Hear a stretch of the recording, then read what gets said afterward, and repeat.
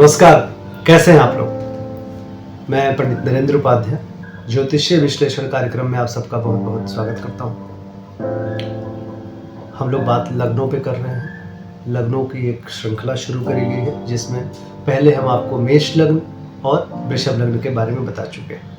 आज हम बात करने वाले हैं मिथुन लग्न का। लग्नों के बारे में मैं बताते आ रहा हूँ। जन्म समय पर उदित पूर्वी क्षितिज पे जो भी लग्न का उदय होता है वो आपका लग्न बनता है। जब आप जन्म कुंडली देखेंगे, ऊपर के 3 खानों में बीच के खाने में अगर 3 लिखा है तो आप मिथुन लग्न के हैं। मिथुन लग्न के बारे में बिना ग्रहों के जाने कि कौन सा ग्रह आपके लग्न के किस खाने में बैठे हैं, उसके बिना हम वर्णन करेंगे, एक्सप्लेन करेंगे और जानेंगे कि मिथुन लग्न कैसा होता है। मतलब जो स्ट्रक्चर है किसी भी लग्न का वो एक कंप्लीट चीजें दर्शाता है आपके बारे में। मिथुन लग्न का मालिक बुध होता है। आप एक चीयरफुल व्यक्ति हो, ऊर्जा कूट कूट के आप में भरा है। बड़ी जल्दी आप बड़े हो जाते हैं। समझने की शक्ति आप में बहुत जल्दी आ जाती है।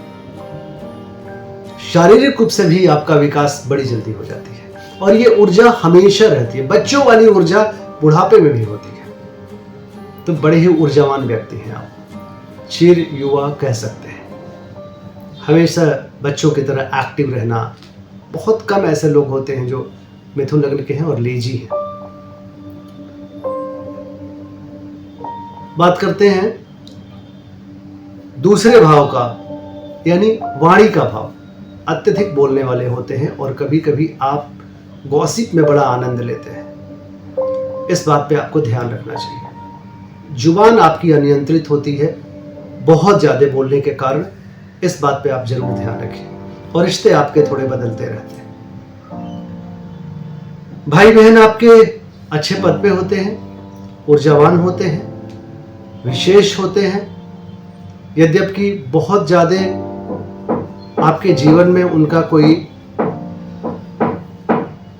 कंट्रीब्यूशन नहीं होता है, लेकिन वो होते अच्छे हैं। आप में काम करने की बड़ी अच्छी क्षमता है, बहुत अच्छा साहस है। आप बड़े व्यवसायिक साहस आप में कूट कूट के भरा हुआ है।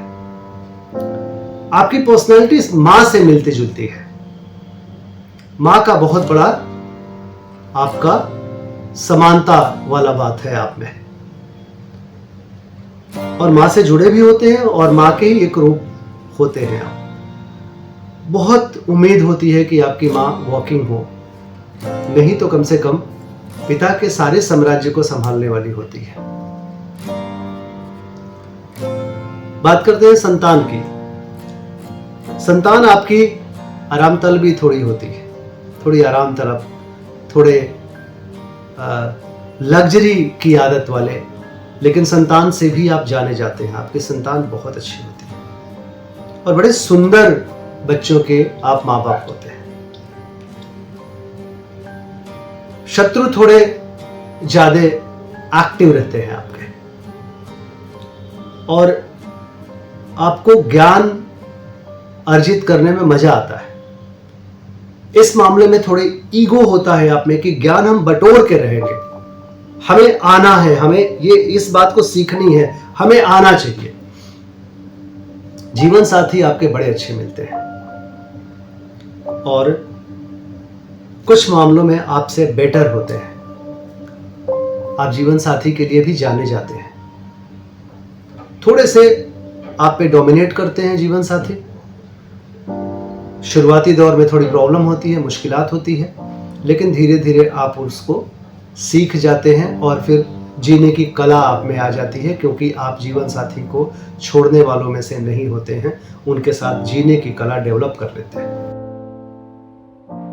होशियार रहना चाहिए आपको। गाड़ी से, लोहे की वस्तुओं से कभी कभी नुकसान होता है, चोट चपेट लग सकता है। रक्तचाप आपका और हार्ट आपका कमजोर होता है। इस बात का ध्यान रखिएगा।